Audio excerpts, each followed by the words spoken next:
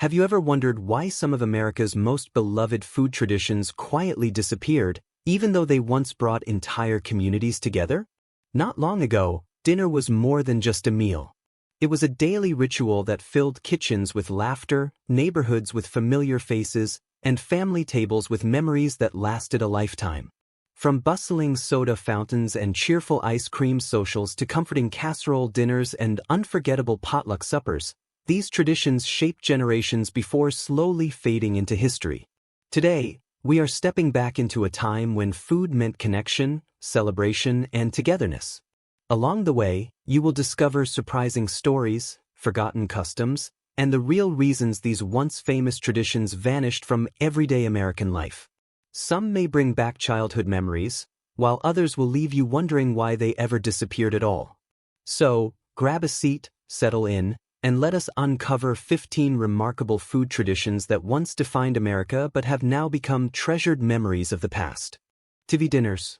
Imagine a time when an entire family gathered around a glowing television set, balancing neatly divided aluminum trays on their laps while America's favorite evening shows played in the background. It may seem ordinary today, but when TV dinners first appeared in the 1950s, they completely transformed the way millions of Americans ate dinner. Introduced by Swanson in 1954, the frozen TV dinner was marketed as a modern solution for busy households. Each tray contained separate compartments for turkey, mashed potatoes, vegetables, and dessert, creating a complete meal that only needed to be heated. Families embraced the convenience, especially as television became the centerpiece of the American living room. Instead of sitting around the dining table every night, many gathered in front of the television, making dinner feel like part of the entertainment. For working parents, TV dinners offered precious extra time. They eliminated hours of cooking and cleanup while still providing a hot meal. Children loved the novelty of having every food in its own little section, and colorful advertisements promised that the future of dining had finally arrived. But as years passed, opinions began to change. People became more interested in fresh ingredients and homemade cooking, while concerns about nutrition and heavily processed foods grew stronger. The once revolutionary aluminum trays slowly disappeared, replaced by healthier options and changing lifestyles. Although TV dinners can still be found in grocery store freezers, they no longer carry the same excitement they once did. For those who grew up during the 1950s and 1960s, however, opening one of those famous compartment trays still brings back memories of family movie nights, favorite television programs, and a uniquely American tradition that quietly faded into history. Soda fountains. Long before coffee chains appeared on every corner, the local soda fountain was the place where friendships were formed, first dates began, and entire afternoons slipped away over a simple milkshake. For much of the early and mid-20th century, these lively counters were the heart of countless American neighborhoods. Found inside drugstores and small-town pharmacies, soda fountains served handcrafted treats that felt special every single time. Skilled attendants, known as soda jerks, mixed flavored syrups with sparkling water, scooped rich ice cream into tall glasses, and prepared creamy malts, sundaes, and floats right before their customers' eyes. Every drink was made to order, turning an ordinary refreshment into a small performance. Teenagers gathered after school, couples met for casual conversations, and families stopped in after shopping downtown. The cheerful atmosphere, polished chrome counters, spinning stools, and friendly conversations made soda fountains feel like a second home. They were not simply places to eat. They were places where communities connected. Their popularity reached its peak during the 1940s and 1950s, when downtown shopping districts were thriving and local businesses played a central role in everyday life. However, as fast food restaurants expanded and shopping malls replaced many traditional downtown areas, these charming gathering spots slowly disappeared. Convenience became more important than conversation, and handcrafted drinks gave way to mass-produced beverages.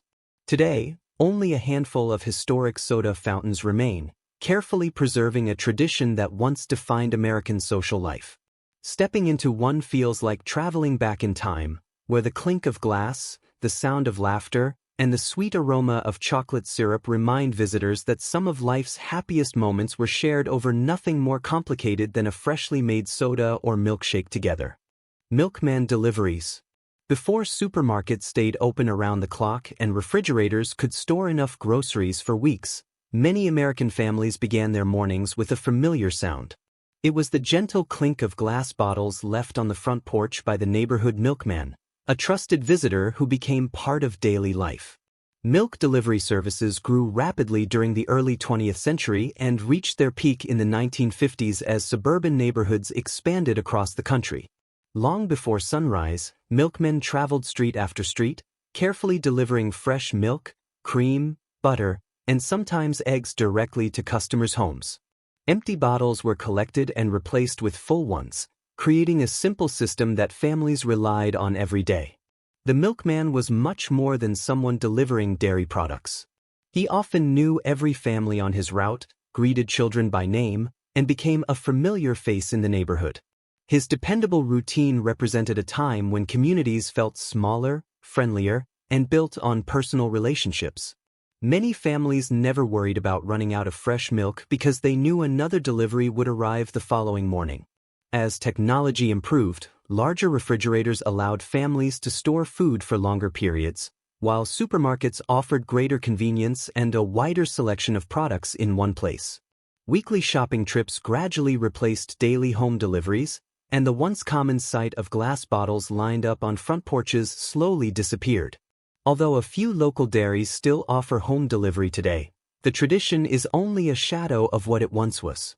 For many Americans, remembering the neighborhood milkman brings back memories of quiet mornings, trustworthy neighbors, and a simpler era when fresh milk arrived at the doorstep before most people had even finished waking up for the day. Victory Gardens. During one of the most difficult chapters in American history, millions of ordinary families discovered that a simple backyard garden could become a powerful symbol of hope. These were known as Victory Gardens, and they helped feed the nation while bringing neighbors together during World War II. Beginning in 1942, the United States government encouraged citizens to grow their own vegetables, fruits, and herbs at home. Parks, schoolyards, vacant lots, and backyards were transformed into productive gardens filled with tomatoes, carrots, beans, lettuce, and potatoes.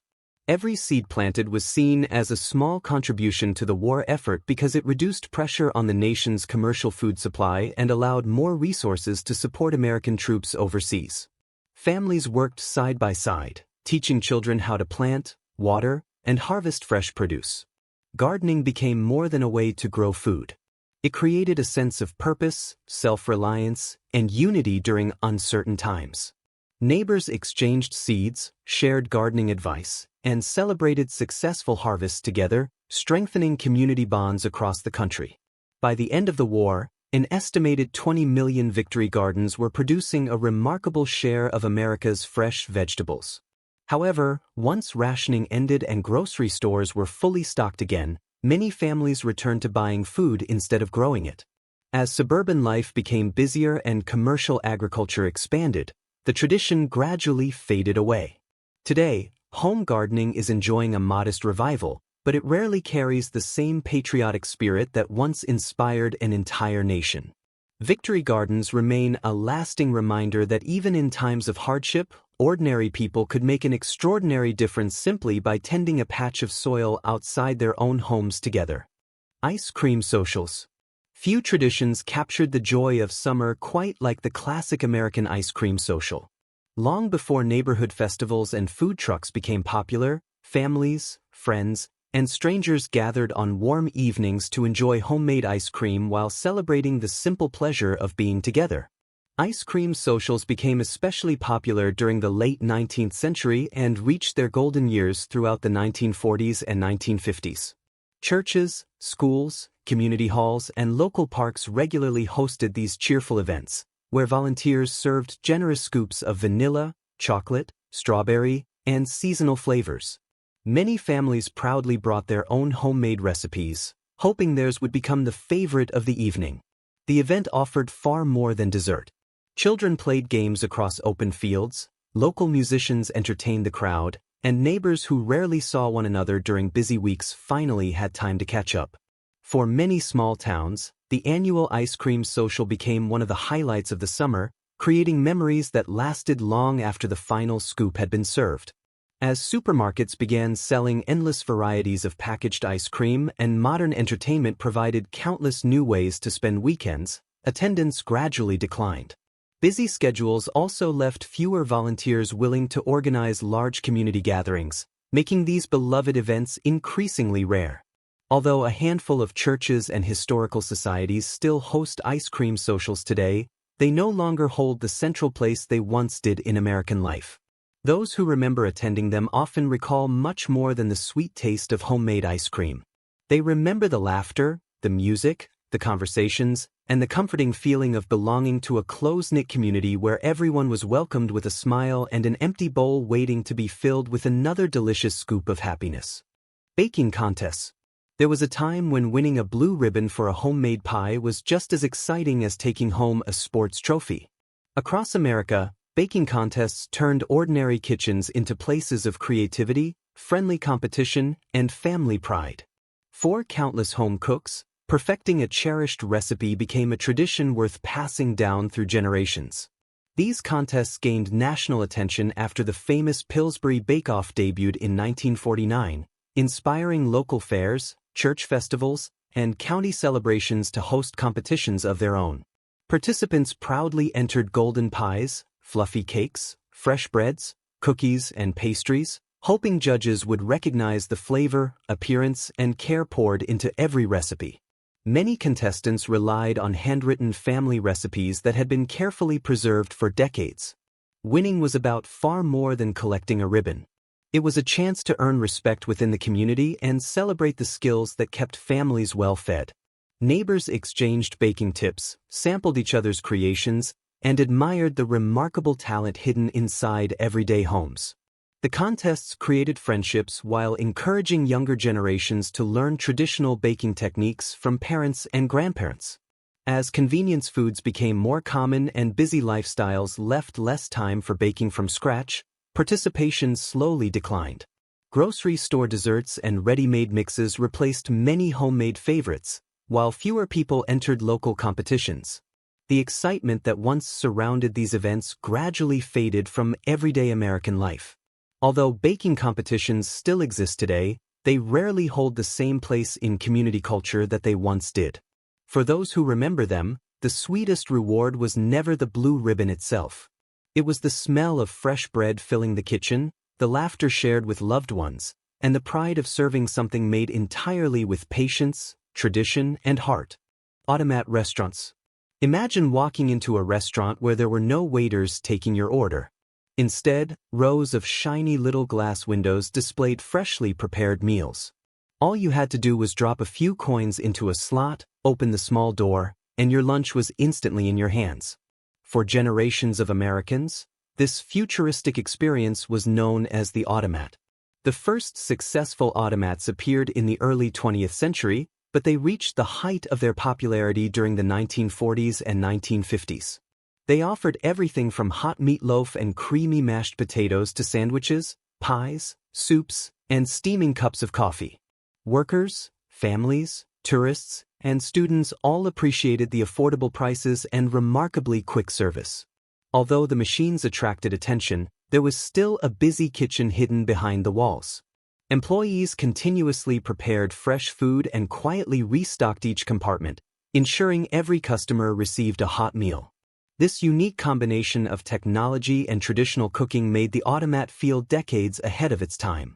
For many city residents, especially in places like New York and Philadelphia, stopping at an automat became part of everyday life. The polished chrome, marble counters, and neatly arranged food compartments created an atmosphere unlike any other restaurant. It was convenient, efficient, and surprisingly elegant.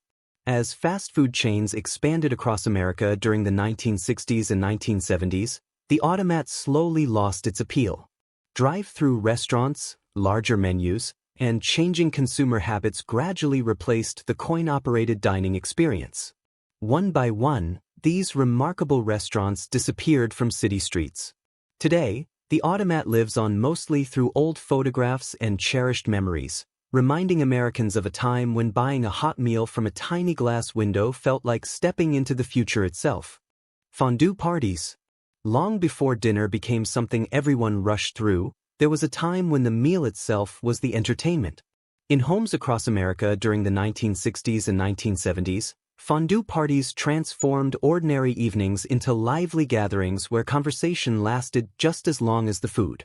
Sharing a single pot of melted cheese or rich chocolate became a fashionable way to bring friends and family together. Although fondue originated in Switzerland centuries earlier, it found remarkable popularity in the United States during the mid-20th century. Inspired by growing interest in international cuisine, American households embraced the tradition with enthusiasm. Special fondue sets became popular wedding gifts, and hosting a fondue party quickly became a sign of modern hospitality. Guests gathered around a heated pot placed in the center of the table, using long forks to dip pieces of bread, vegetables, apples, or cooked meat into bubbling cheese. Dessert often followed with warm chocolate, where strawberries, marshmallows, bananas, and cake cubes became irresistible treats. Unlike traditional meals, everyone participated in preparing each bite, creating laughter, conversation, and unforgettable memories throughout the evening. The charm of fondue was never just about the food. It encouraged people to slow down, interact, and enjoy one another's company without distractions. Every shared dip into the pot became part of a relaxed and welcoming experience that celebrated togetherness. As dining habits changed and quicker meals became the norm, fondue parties gradually disappeared from many American homes. Preparing the equipment, gathering ingredients, and spending hours around the table no longer fit increasingly busy lifestyles. Today, fondue is mostly reserved for special occasions or restaurant experiences. Yet for those who remember these gatherings, the bubbling pot at the center of the table still represents an era when dinner was about connection, conversation, and creating lasting memories together. Supper clubs. Before trendy restaurants and late-night entertainment districts became popular, there was another place where Americans celebrated life's special moments. Hidden along quiet highways and on the outskirts of small towns, supper clubs offered far more than a delicious meal.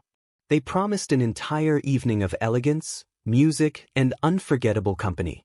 Supper clubs first gained popularity during the 1930s but truly flourished throughout the 1950s and 1960s. Families dressed in their finest clothes, couples planned romantic evenings, and friends gathered to enjoy an experience that blended fine dining with live entertainment. Walking through the doors often meant entering a world of soft lighting, polished wood, white tablecloths, and the welcoming sound of a live band preparing to perform. The menu featured carefully prepared classics such as prime rib, fresh seafood, steak, roasted chicken, and handcrafted cocktails. Unlike today's fast-paced restaurants, nobody hurried through dinner. Guests lingered over multiple courses, listened to music, danced after their meal, and spent hours enjoying one another's company. A visit to a supper club was not simply about eating. It was considered an event worth remembering. These establishments became important social centers where birthdays, anniversaries, business dinners, and holiday celebrations created lasting memories.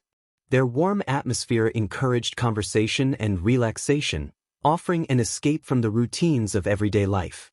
As changing lifestyles, casual dining, and modern entertainment reshaped American culture, many supper clubs struggled to survive. People increasingly preferred quicker meals and more convenient options, leaving fewer visitors for these once glamorous destinations. Although a handful of classic supper clubs still welcome guests today, they represent a fading tradition. For many Americans, they remain a symbol of a slower, more graceful era when dinner was not measured by speed but by the quality of the experience shared around the table. Pig pickin'. Long before backyard barbecue competitions became television events, communities across the American South gathered for a tradition that was as much about friendship as it was about food. Known as a pig pickin', these lively celebrations centered around a whole hog slowly roasted for hours until the meat became tender enough to pull apart by hand. It was a feast that brought entire neighborhoods together. The tradition traces its roots back to the colonial era, when roasting a whole pig marked important occasions such as harvest festivals, family reunions, weddings, and church celebrations. By the mid-20th century, pig-pickin' gatherings had become a beloved Southern custom, drawing large crowds eager to enjoy good food and even better company. Preparing the meal required patience and teamwork. Before sunrise, experienced pitmasters carefully tended wood fires beneath the hog, slowly cooking it throughout the day. Friends and relatives gathered nearby, sharing stories while preparing classic side dishes like baked beans, coleslaw, cornbread, potato salad, and sweet tea. By evening, everyone lined up to enjoy the smoky barbecue straight from the pit. The true magic of a pig pickin' was never limited to the meal itself. Children played in open fields, musicians often performed traditional country or bluegrass tunes, and neighbors who rarely saw one another spent hours laughing and reconnecting. It was a celebration where everyone felt welcome. As lifestyles became busier and hosting large outdoor feasts grew more expensive and time-consuming, pig pickin' events became less common. Smaller family barbecues gradually replaced these massive community gatherings. Even today, some southern towns proudly continue the tradition, keeping its spirit alive. For many Americans, however, the unforgettable aroma of slow-roasted barbecue still brings back memories of simpler times when an entire community could gather around one meal and leave feeling like family. Clam bakes. Nothing captured the spirit of a New England summer quite like a traditional clam bake. Long before seafood restaurants lined the coast, families gathered on sandy beaches where the ocean itself became part of the kitchen. The sound of crashing waves, the salty breeze, and the aroma of steaming seafood created an unforgettable experience that was about far more than simply enjoying a meal. The tradition dates back centuries and was inspired by Native American cooking methods that used heated stones and layers of seaweed to steam fresh seafood. As coastal communities grew, clam bakes became a favorite way to celebrate holidays, family reunions, and warm summer weekends. By the mid-20th century, they had become one of the Northeast's most cherished food traditions. Preparing a clam bake was an event in itself. A pit was dug into the sand and lined with hot stones before layers of wet seaweed, clams, lobsters, mussels, corn on the cob, potatoes, and onions were carefully arranged inside. Everything was covered to trap the steam, allowing the ingredients to cook slowly while everyone waited together with growing excitement. When the feast was finally uncovered, the delicious aroma filled the air. Families spread blankets across the beach, children played along the shoreline, and neighbors shared stories while cracking lobster shells and enjoying fresh seafood just steps from the water. Every bite carried the unmistakable taste of the Atlantic coast. As seafood prices increased, environmental regulations became stricter, and fewer public beaches allowed large gatherings, traditional clam bakes slowly became less common.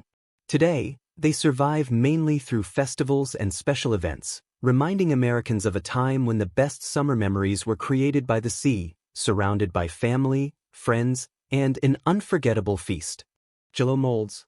Bright, colorful, and shaped into elegant designs, Jell-O molds were once the centerpiece of countless American dinner tables. Whether it was a family holiday, a church potluck, or a neighborhood gathering, no celebration felt complete without a shimmering gelatin creation proudly displayed in the middle of the table. It was a dessert that reflected both creativity and the spirit of mid-century entertaining. Although Jell-O had been popular since the late 19th century, molded gelatin dishes reached their greatest fame during the 1950s and 1960s. Home cooks experimented with decorative molds, adding fruits, whipped cream, marshmallows, cottage cheese, and even vegetables to create eye-catching recipes that looked almost too beautiful to eat. Cookbooks and magazines regularly featured colorful new combinations, encouraging families to try something different for every special occasion. Preparing a perfect Jell-O mold required patience and precision. The mixture had to chill for hours before being carefully turned onto a serving plate without breaking its delicate shape. When everything went perfectly, the result was a glossy centerpiece that often became the first thing guests admired upon arriving. The popularity of Jell-O molds reflected an era when presentation was just as important as flavor. Families enjoyed showing off their creativity, and every gathering seemed to feature a different design or recipe passed down through friends and relatives. Over time, changing tastes and a growing preference for fresh, Less processed desserts caused these colorful creations to disappear from most American tables. Younger generations favored simpler sweets, while elaborate gelatin recipes gradually became associated with another era. Today, Jell-O molds occasionally appear at nostalgic celebrations, but they are no longer everyday favorites. Still, for many Americans, seeing one instantly recalls family holidays, cheerful church dinners, and a time when dessert was meant to be as impressive to the eye as it was to the palate. Casserole dinners. There was a time when the comforting aroma of a bubbling casserole in the oven meant only one thing. Family dinner was almost ready. Before takeout became a regular part of American life, casseroles were the heart of home cooking, bringing everyone to the table with a single dish that was both filling and affordable. Casseroles became especially popular during the 1950s, 1960s, and 1970s, although their roots stretched back even further to the Great Depression. Families appreciated meals that could feed several people without stretching the household budget.